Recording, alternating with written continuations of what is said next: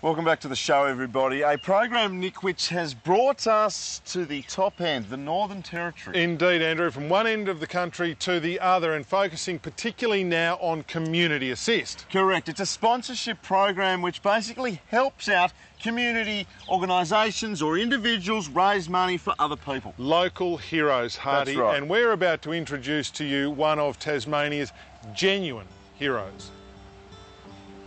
His name is Vlastik Skvaril, and on this hot, dry season morning in Darwin, he is celebrating his 70th birthday. Happy birthday to you. Already, Vlastik has achieved more than most half his age. His money-raising runs include running from Tasmania to Cape York and, more recently, a 6,000-kilometre sojourn across the widest part of Australia. But this challenge is something a bit different. Well, I thought last time when we finished that 6,000 k's from west to east, that's as far as I can go.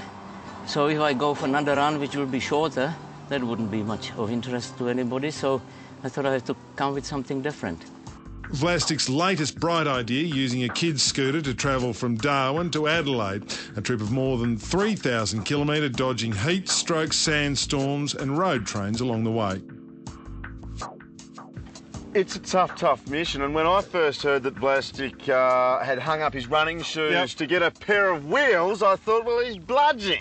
But no, Hardy, there's nothing further from the truth. It's late on day one.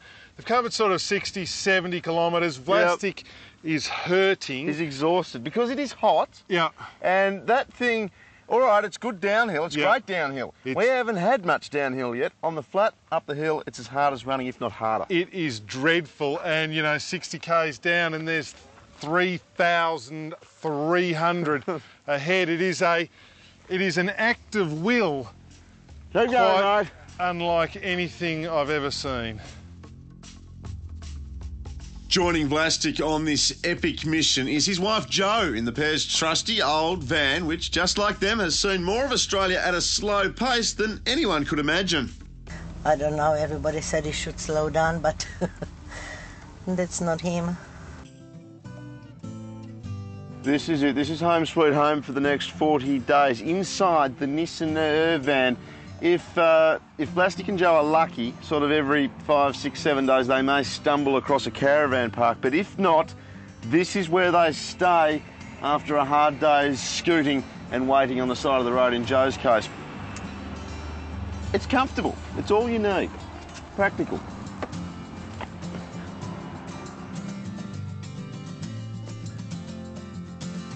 On hand in Darwin to farewell Vlastik included several young people, all who have been affected by cancer in some way or another. All money raised during Australia's longest scoot going to Canteen. Canteen's the Australian organisation supporting 12 to 24-year-olds living with cancer. Now, unlike the common conception, this is not just patient members. We do work with brothers and sisters of people who've been diagnosed with cancer and also children of people who've been diagnosed. Vlastik's also been backed by Community Assist, a project set up by Forestry Tasmania and Southern Cross Television, which funds a wide range of community-based activities.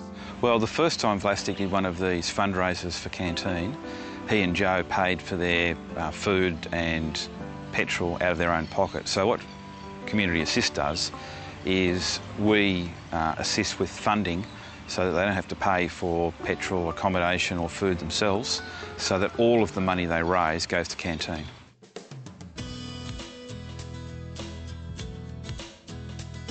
Vlastik took 40 days but eventually made it to Adelaide. Tough times including sandstorms, flies and extreme heat.